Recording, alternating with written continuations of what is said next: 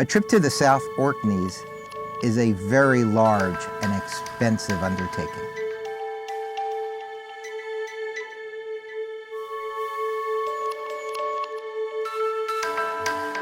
The number of people that have to get involved in a 13-man operation is far more than just the people on the islands.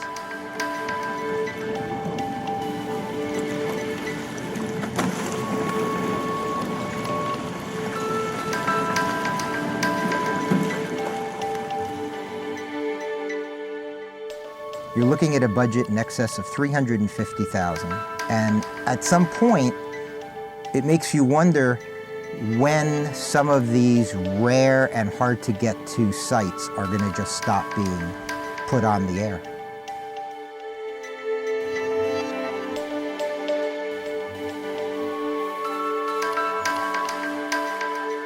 They're rare for a reason, and finances are becoming as big an impediment as permitting.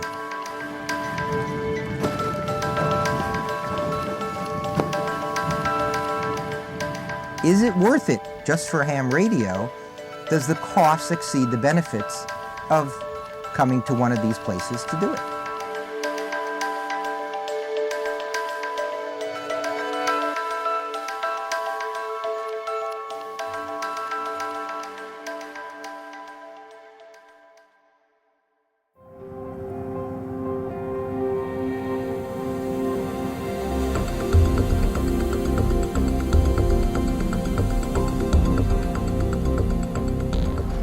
This trip started again with a phone call suggesting that a place called South Orkneys could warrant a visit from the Braveheart along with the ham radio team. Phone calls are easy to say yes to. Actually getting here is a hell of a lot harder. Ushuaia port has changed a lot over the last 10 years. The first time we came to Ushuaia, we drove up the channel, up the Beagle Channel, without a pilot, arrived in Ushuaia at the port and took the consequences. And the consequences were not too bad. Today you can't do that.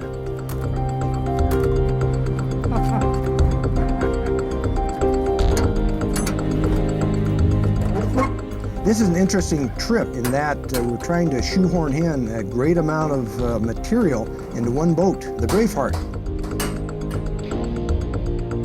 So there's an actual container that we had to ship down. It went out in October to make sure that it was down in Ushuaia.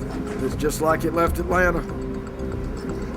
Everything is labeled, all the 2x4s, the bracing, everything is labeled where it goes, and there's marks that show all the locations for things. We've packed each box with a list of exactly what's in the box. And we stacked the expensive items all the way in the back and the very bottom so that they were more protected. And then we've got smaller boxes that'll go on the island, some first, some second. And I've tried to put those in the front area so we can get those out first.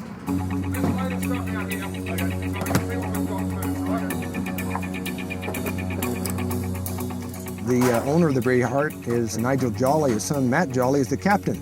They've got an excellent crew. The crew is tremendous.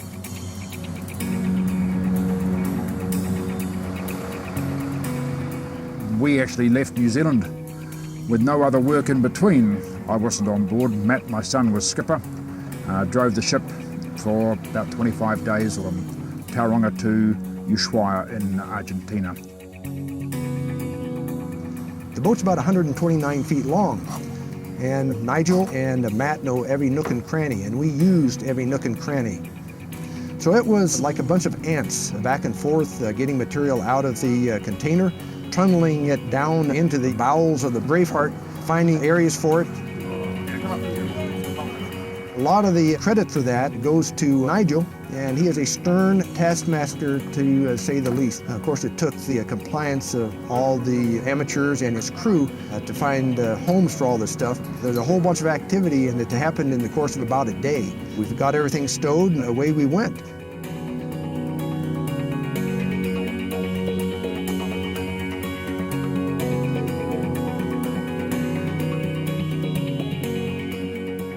We left with a pilot. There's no way you can get around that. The DXpedition boys can tell you what the costs were. It wasn't cheap. We took this pilot on at the wharf at 700 hours in the morning, and we made about a 4-hour trip down the channel. The channel is an international waterway.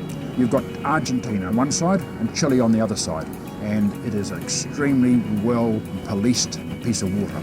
There's reporting stations, there's radio checkpoints the whole way down. You cannot drive down that channel in any sort of boat without being confronted, questioned or asked the whole way down. We dropped the pilot off towards the mouth of the Beagle Channel, and about the next thing you see after getting into open water is Cape Horn.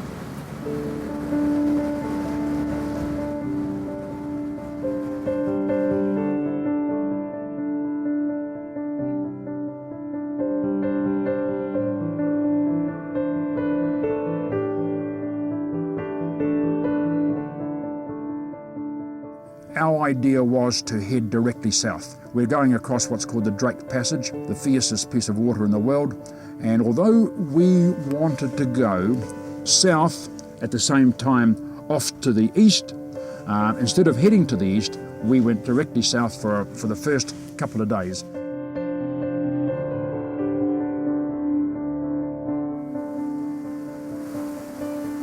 It's a piece of water that would take us maybe 3.5 to 4 days to get across in good conditions. We made the decision to head south directly in case the bad weather came and hit us, and if it did hit us, it would hit us directly on the beam. We could then turn and go with it. We did that for the first day and a half. The weather was very nice. We turned and the weather stayed with us the whole way.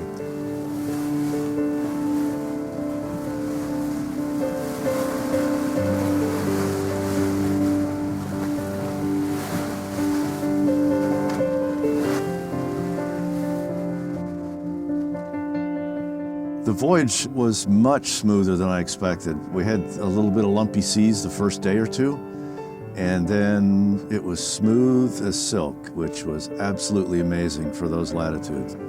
This is Coronation Island across here.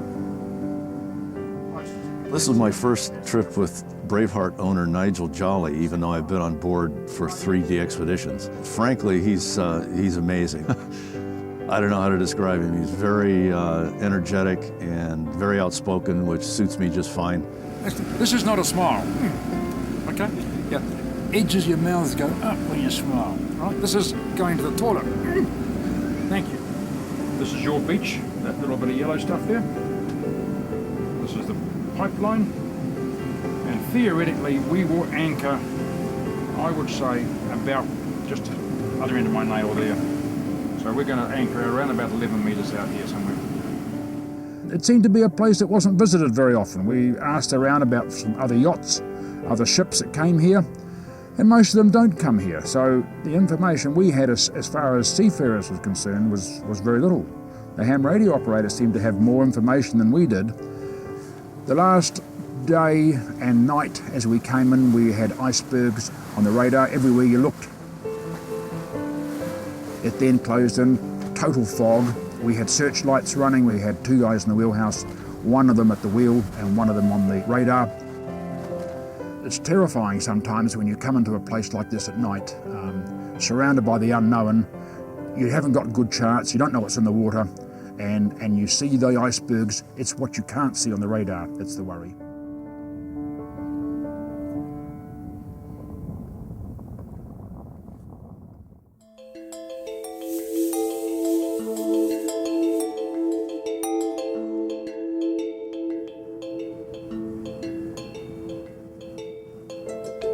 When we arrived, the beach was covered in seals. We are not allowed to disturb them. We are supposed to walk between them, which in itself is a bit of a danger. We're bound by very strict rules. They'll be curious and wonder what's going on, but after that, they'll be all right with us. We got fur seals and elephant seals here. The LAs probably aren't going to be much of an issue. The fur seals are a little more inquisitive and want to see what's going on.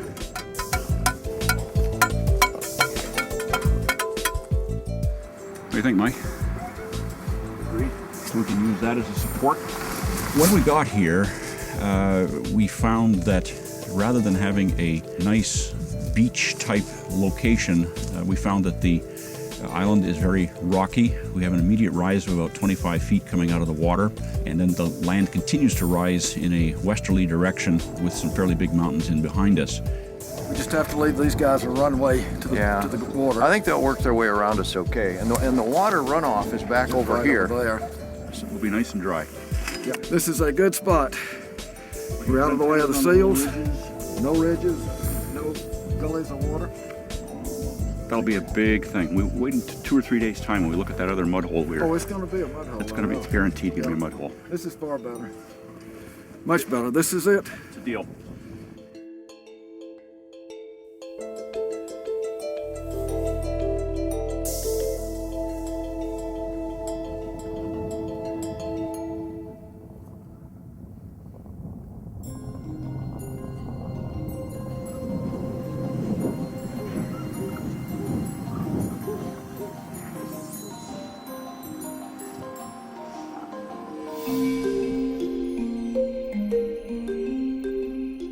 One of the key elements of an expedition is adequate safety and shelter and infrastructure. We selected Polar Haven shelters, which are very wind resistant. They offer creature comfort and quite a bit of room. Are fairly unique from my point of view. I've not seen anything like that before. But then again, this is the first time I've been involved with hard structures with a hard wooden floor. We got given the job of supplying the material, the flooring, the timber, the plywood and the polystyrene insulation out of New Zealand. Now, New Zealand dimensions their lumber a little bit differently than we do in the States, so we had to do some conversion from metric to feet and feet to metric and so forth. It was perhaps a challenge of dimensionality. And so there was initially confusion about how metric stuff was going to fit into imperial measures. New Zealand went to metric many years ago. The shelters themselves are imperial measurements, and imperial and metric don't join together. They don't join together at all. Outside to outside. It's like a jigsaw puzzle with the pieces that had to fit into the groove were the wrong size. The plywood we had for the floor wasn't the right size for the tent. Nigel and his crew are very, very practical people. And when they saw that we were having some heavy weather building the floors, they came in with their enthusiasm and skill and soon sorted us out. George ordered them, you talk to him. We can't alter the frame, so the framing for the floor had to be imperial. It was just a matter of getting stuck in, getting a handsaw, getting the perimeter, and making everything fit in between. We put down a base, we put down a frame, we put styrofoam under the base. Yep, so contain all that stuff down there. We then covered the base with plywood, which we drilled down in about 20 places. I had the pleasure of manning the drill. And then, of course, the top of the shelters went up around the frame.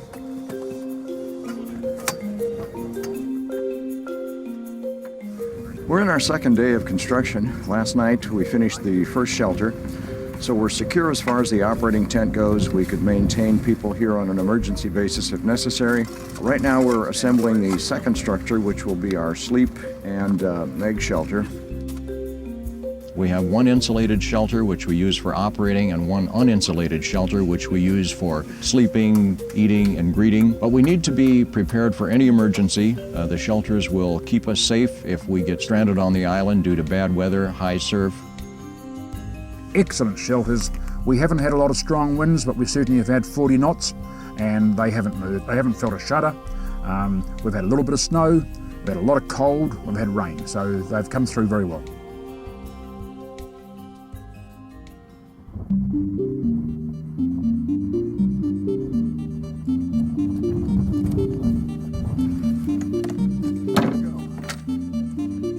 Back on my farm in August, we prepped everything. Took us 4 days, VE3EJ, K9ZO, myself, and some other local friends of mine. Worked about 4 days, cutting up to coax and 200-foot lengths, prepping all of the antennas. So all we had to do was, once we got in the field, was extend them, tighten hose clamps, and we were ready to rock and roll. These ground radio plates have 8 32-foot long radials. We made all of this up in Illinois back in August, so we can just roll it out and it's ready to go. We're saving a lot of time doing it this way. Our original plan for antennas on this DXpedition was to use quarter wave ground-mounted verticals with quarter wave radials based on some circumstances that we'd experienced in other locations, mounted in a radial form around the camp, with the camp at the center. That would have allowed us to have the maximum distance between antennas on the same band, and also arrange the antennas in a way that the harmonic relationship with the frequencies would minimize the interference. I think if we can find the spot, we need to build one. We're going to build one. Well, let's go back to the end of the coax and build one there. Okay. In many cases, we were unable to drive a pipe or a base for the vertical antennas into the ground. We find that there's roughly 6 inches on average of overburden above the rocks. So we've built little pedestals out of rocks and mounted a pipe in there. And all the shorter antennas, in fact, are guide. Every single antenna on the site here is guide. We need a flat spot for the Battle Creek Special. Or 400 feet each way. See what we got already. Is that off that direction? Yep. We've got antennas up for 30, for 15, for 40, for 20, 15, and another 40-meter antenna going up now. And things are going well. I think we're ahead of schedule.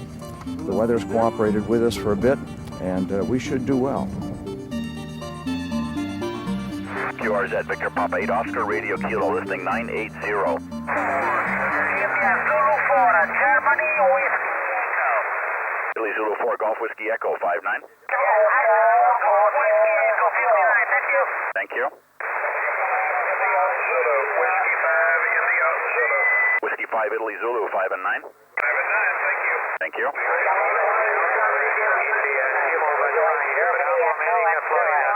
Golf Echo X-ray, 5 and 9. WHGEX, thank you. IK7 Lima Japan Zulu, 5 and 9. Thank you, QRZ. Yes, sir, thank you very much. Charlie, November 8 Delta X-ray. N8DX, 5 and 9. Yeah, N8DX, you're also 5-9. Thank you. Echo Alpha. Echo Alpha 8 Alpha Oscar Papa 5-9. Thank you.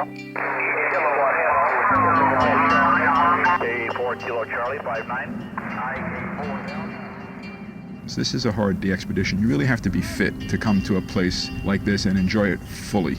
There's a lot of scrambling to do, a lot of carrying. You want to be in the best shape you could possibly be in before you come on one of these.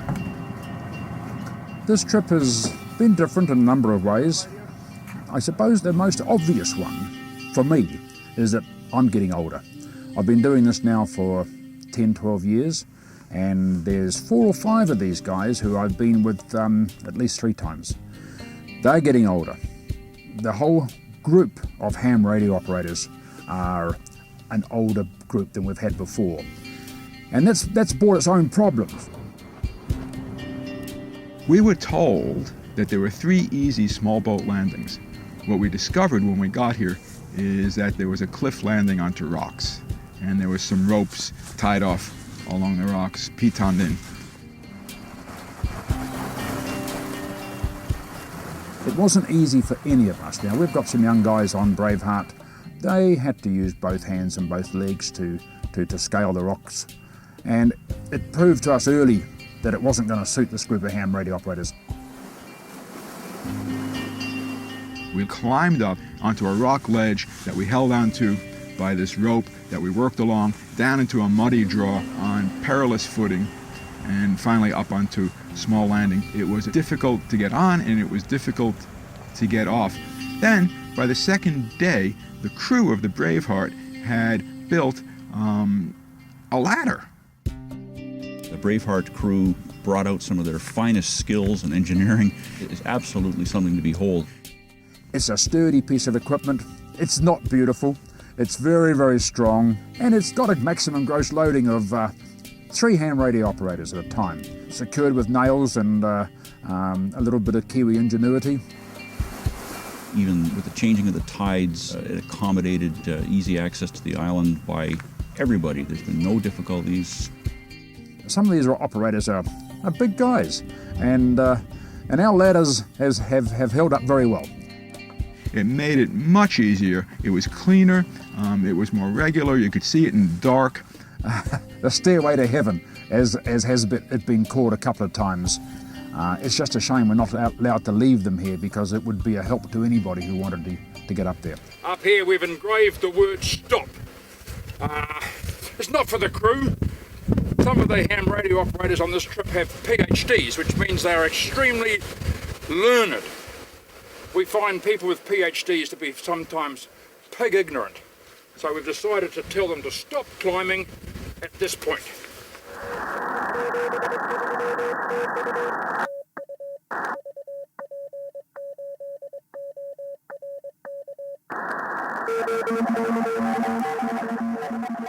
"30 meters has been amazing. When we go to these weird places, 30 meters seems to be a real winner. It, as far as I can tell, has been open 24 hours a day to somewhere in the world.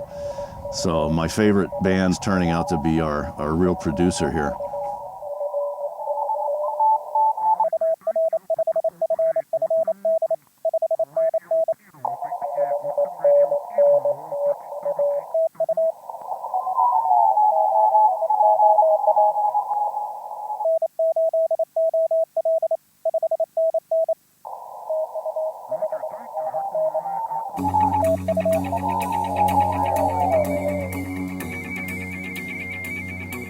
Well, this team has been a lot of fun. A lot of old friends with whom I've traveled to several places, which is pretty much my #1 reason for coming on these trips, is to travel with my buddies again.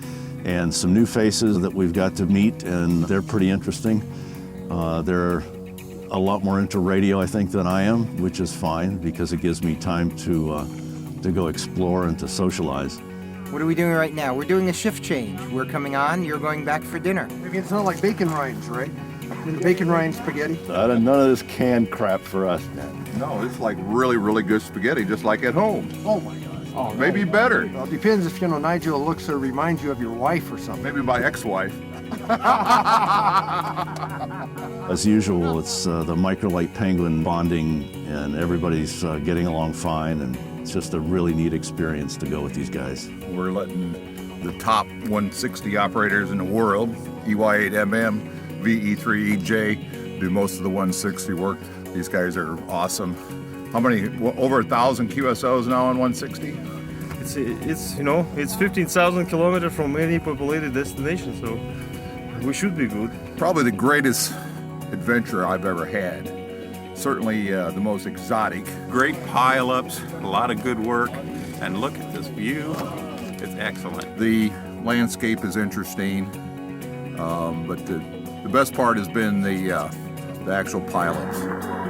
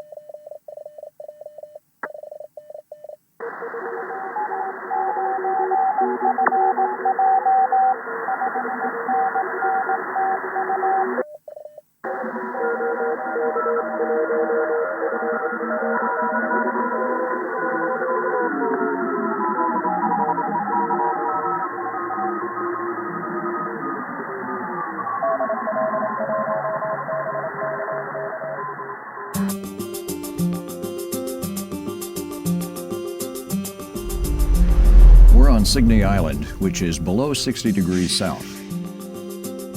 Above 60 degrees south, there is sovereignty involved, so access is dependent on approval of the nations governing those islands.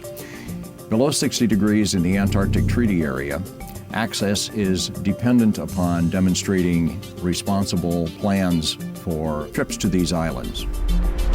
Entities above include places like Bouvet, Marion Island, and Heard Island, and each of those would come under the sovereignty of their respective nations. Below, we've got Peter I, the South Shetland Islands, and the South Orkney Islands, and we're on the South Orkneys. There's no sovereignty here, so approval of a nation is not required, but it is necessary to submit a plan which demonstrates that you will treat the environment responsibly, that you have appropriate safety precautions, and you have contingency plans in place. To come to Signey Island, two plans had to be coordinated. One was for occupation of the island, how we're going to deal with the environment here, how we're going to respect it, and leave no trace of our presence when we leave. The other aspect dealt with the ship, and that involved the New Zealand government.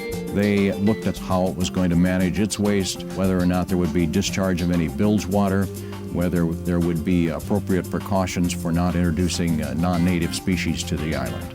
So all those bodies coordinate and decide whether or not the plan you have submitted is appropriate to the place that you're going to be occupying.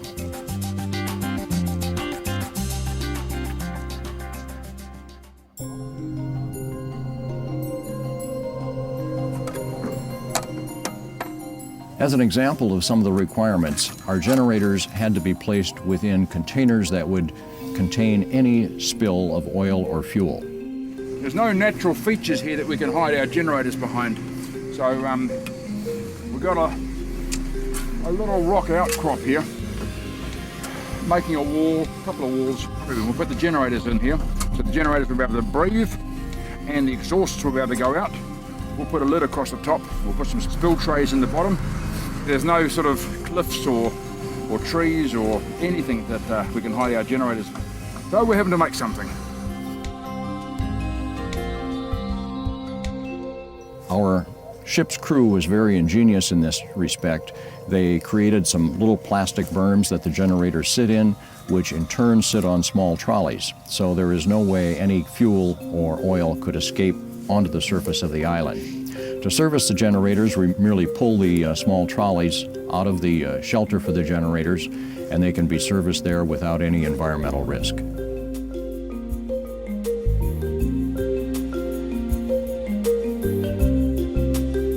Roger, 5-9, Kilo 4 Alpha Papa Golf, 73. 73, stay warm. Victor Papa 8 Ocean Radio Kilo 200. Whiskey Foxtrot 2, here. Willie Foxtrot 2, Santiago 59. QSL, Whiskey Foxtrot 2, Santiago 59. Thank you. 73, thank you for being there. Victor Papa 8 Ocean Radio Kilo 200. Okay, Mike Victor, the Mike Victor only, go ahead. Victor Echo 3, Mexico, Victoria. VE3, Mike Victor, you're 59. Yes, QSL also 59. Thank you. 73, from Antarctica, Victor Papa 8 Ocean Radio Kilo 200. November 8 Delta Charlie. November 8 DC, you're 59. QSL 59, you're also 59 from November 8 Delta Charlie. Thank you. 73, thank you. Victor Papa 8 Ocean Radio Kilo 200. Well, we've tried to do things a little bit different on this trip. In the past, it's been almost a laissez-faire. This time, we've been a little bit more rigid to see if perhaps we might be more efficient. There's two groups, and we're doing 3 shifts a day. So roughly, we operate for 8 hours, go in and eat something, and then fall into bed, sleep 5, maybe 6 hours if you're lucky, then get up and repeat it. So that way on one day, one group will do the noon shift and the others will do the morning shift and then the late night shift. So there's a lot of radio operating. 73, Victor Papa 8 Ocean Radio Kilo 200. K1ZM, K1ZM. Where are you at? You're 59, go ahead.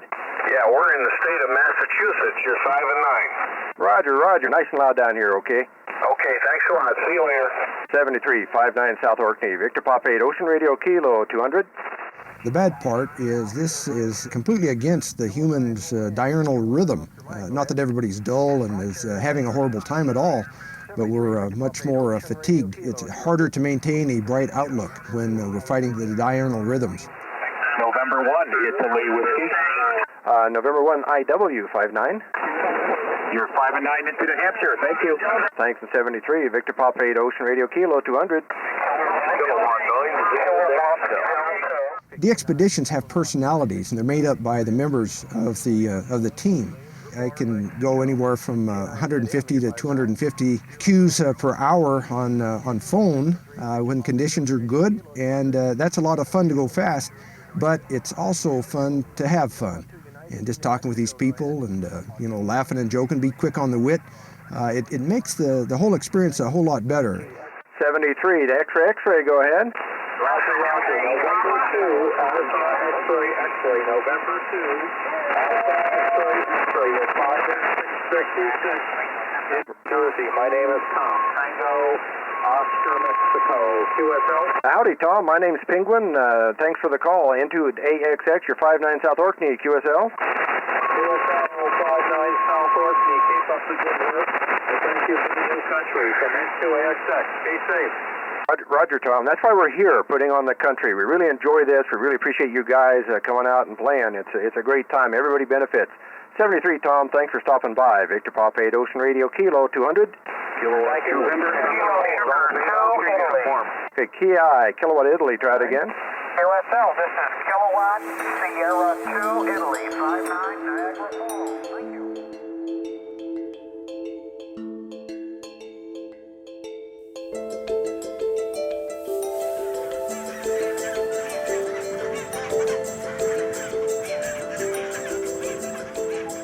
Well, this is a unique place for me. It's my first time below 60 degrees south, so it's the first Antarctic place that I've visited. I've never come close to an iceberg before, and a couple of days ago we had a fantastic opportunity to go exploring in the little runabout boat, and actually had a chance to go zooming through the middle of an iceberg.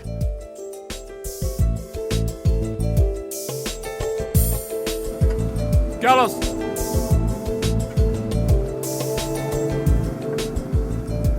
We're able to see the land in a way that nobody on a cruise ship can. We're able to visit places that no one else really is able to do. So the experience is way, way different. With a Zodiac going full tilt boogie, the nose in the air, there's spray all over you, people smiling. It's like, wow, this is really cool.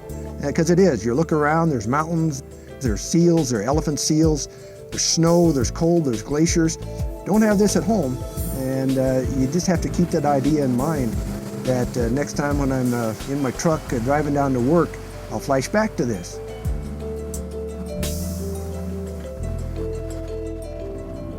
Look over here. It looks like God set fire to the ice. Bloody marvellous. He must have been holidaying in New Zealand for the summer, and he's relaxed. He's come down here and he's just lit the place up. Wow. Absolutely stunning. It's against a backdrop of high mountains with snow-covered peaks, glaciers. Every day it's different. There's different glaciers, there's different water conditions, different light conditions. It's an absolute delight to be sitting here. It really is.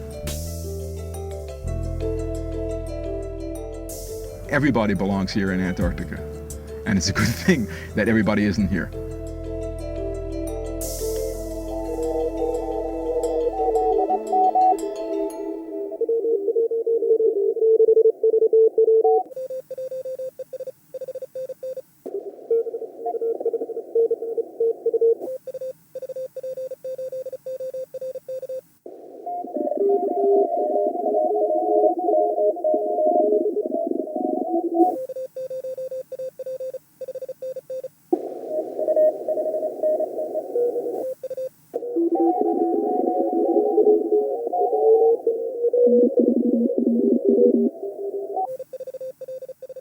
You know how when you're sitting at home in a pile-up trying to get through to a DXpedition and you finally get through, and you get that big smile on your face, and you say, hey, I work these guys, and you put down your headphones, and maybe you run out and tell your wife or something, I just worked the blankety blank islands, and she says, that's nice, dear. Well, at this end of it, what I feel like is that I'm handing out those smiles. So every time I say TU to somebody, I figure that guy is going to smile and say, hey, I broke through that pileup, I worked those guys. The very nice thing to me about being on DXpedition is handing out those experiences to everybody else, because I just visualize people thrilling at getting through.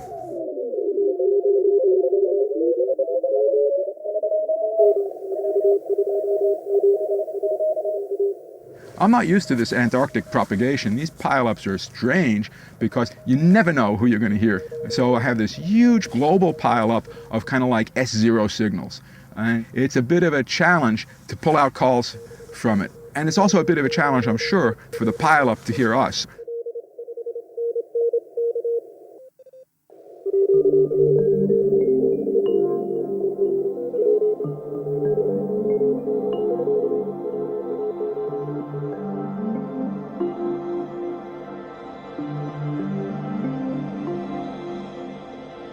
About a kilometer away from us across the bay is the Sydney station of the British Antarctic Survey, BAS.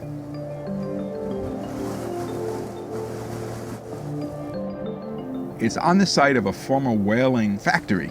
In fact, the place where it is called Factory Cove.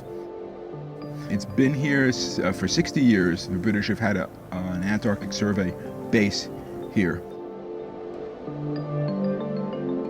We had a wonderful opportunity to visit the base a few days ago. They were very, very nice hosts. We saw the laboratories where there's some work on seals and some work on mosses. He showed us where they're building a seal-proof fence to surround a certain experiment they're doing. Also, I got my passport stamped, and it says British Antarctic Survey, Sydney, and it's right in there next to the Midway stamp. I like that.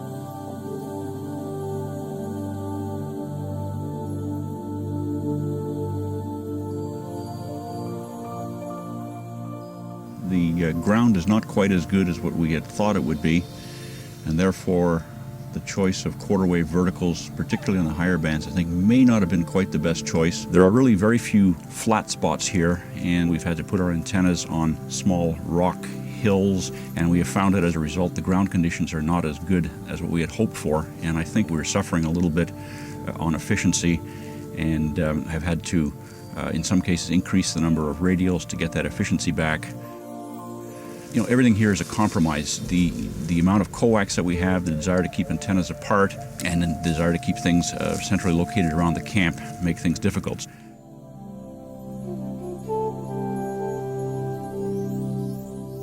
On On 160, we've got the Battle Creek Special on a fairly high plateau. On 80 meters, we're using the spider beam pole with a wire taped to it. It's a quarter-wave vertical with a considerable number of ground-mounted radials. On 75, we've got a step IR with lots of radials underneath it. On 10 through 40, we have DX Engineering quarter-wave verticals with ground-mounted radials.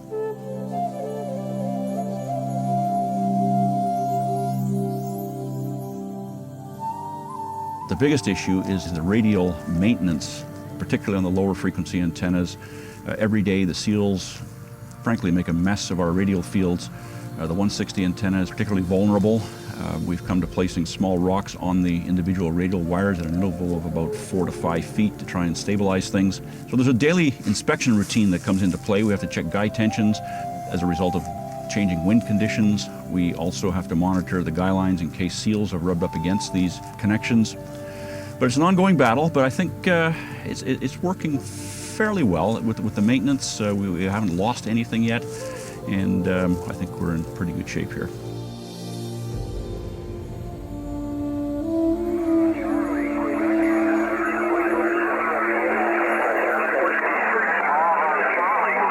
This is the Whiskey 6, please.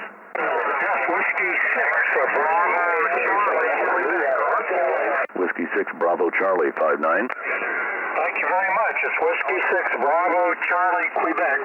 Last order, Quebec. You're also 5 and 9.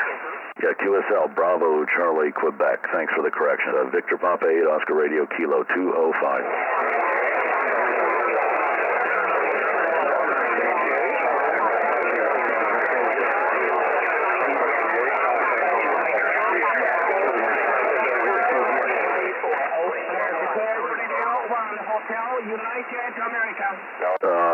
Juliet Romeo 1, Hotel Romeo Alpha, I think, 5-9, Dozo.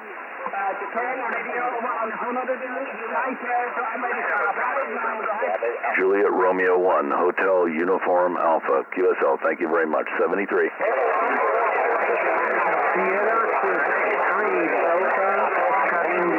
Sierra Quebec 3, Delta Oscar India, 5-9. Okay, QSL, you also 59, 73. 73. Is there a 9 station, please? The 9 station? Okay, Kilo 9, Quebec Foxtrot Radio, you're 5-9.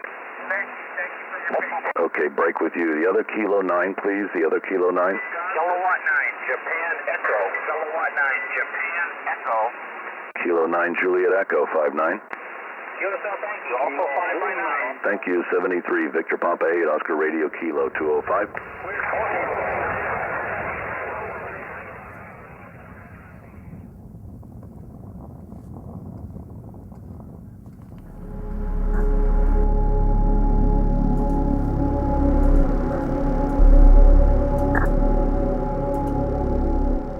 It's February the 5th, Saturday, 11:30 Zulu. After a few technical difficulties this morning, James and I got to the site to find the band's absolutely dead, no signals anywhere. We currently have 5 transmitters on automatic CQ. We've got 10 meters in behind me here, 17 meters, 30 meters, 20 meters, 15 meters, all calling CQ with not a single response in the last half hour. The bands are absolutely dead. There's something has gone wrong. CQ, CQ, CQ, CQ, CQ, CQ, CQ. Nothing. Amazing.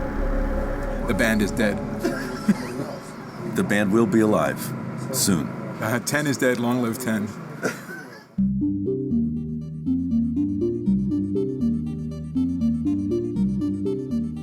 From the very beginning of this project, we kept on hitting all the usual donors and new donors, including for the first time some corporate donors, to fund this undertaking.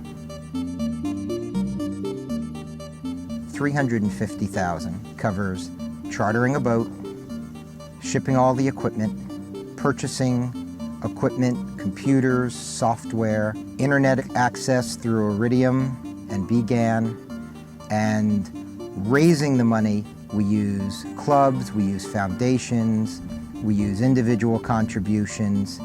And as the expenses continue to balloon, maybe it's time we start bringing airlines into it. Maybe it's time we start seeking more of a corporate donor involvement. Maybe we sell space on these trips to tourists and use other means to go to the South Orkneys or one of these other rare type islands.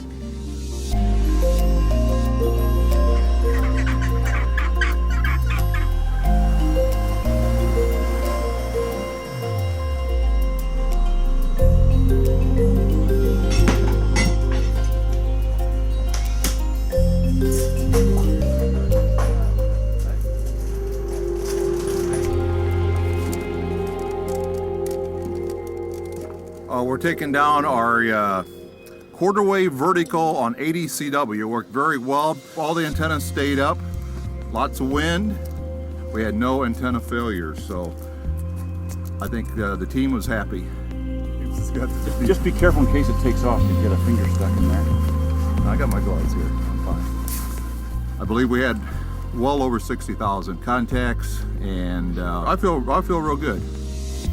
And at 3,700, it was like 1.5. Pretty good, yeah.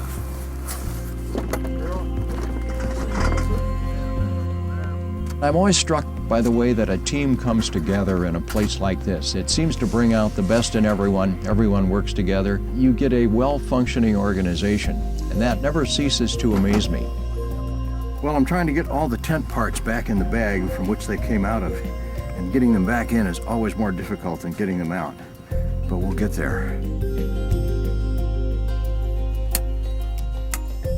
We started here at 6 o'clock this morning. This tent here is already down. Most of the antennas are down, generators are at the beach. And we're going to stop for coffee at about 10.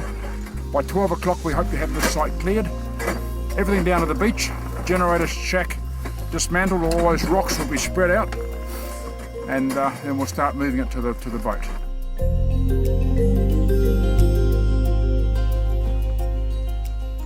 We're governed by a lot of restrictions here. From the moment we set foot on shore to the moment we leave. We're not supposed to leave any sign of us having been here. It's what's called minimal impact. The impact that we have made when we leave should not be seen. We should be able to have come, taken photographs, done what we've done, and left the terrain to show no sign of us having been here.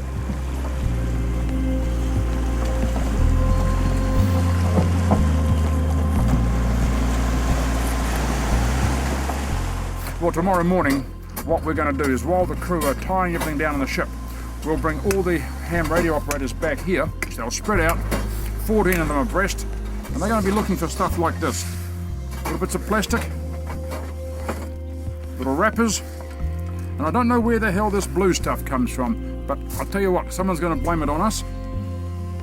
Pieces of paint on wood, little bits of cardboard. We're going to go across, we're going to pick up everything like that. We'll possibly pick up penguin shit and bloody seal poo as well.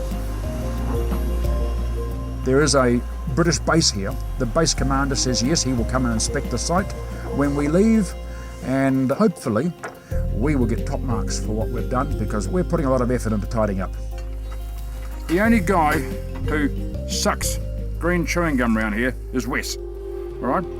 This is Wes's gum. He tells me it's his last trip.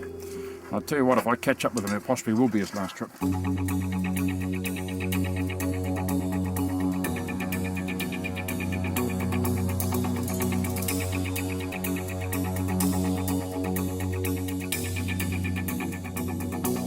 This particular voyage, the crew has really been more than any of us ever imagined. They're all phenomenal. And wow, I can't even imagine a better group of guys to do a trip like this with.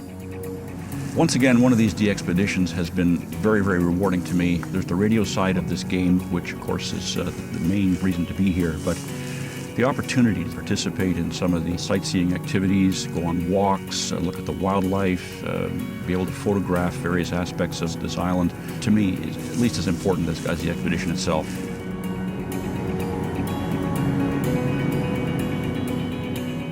The next time when I'm in my truck driving down to work, I'll flash back to this and think, wow, it's all about injecting a sense of renewal, having fun with a bunch of guys and making a lot of contacts. It's just a different experience which makes the person better. What we do with Braveheart is we take people to very remote places so they can achieve what's in their hearts. That can be diving, it can be bird watching, it can be ham radio, and of them all, ham radio is the ones we enjoy the most. Not because the locations we go to, but a unique combination of the location and the people we go with.